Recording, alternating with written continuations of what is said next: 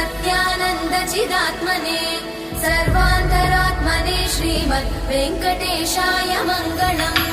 स्वतः सर्वविदे सर्वशक्तये सर्वशेषिने सुलभाय सुशीलाय वेङ्कटेशाय मङ्गलम्।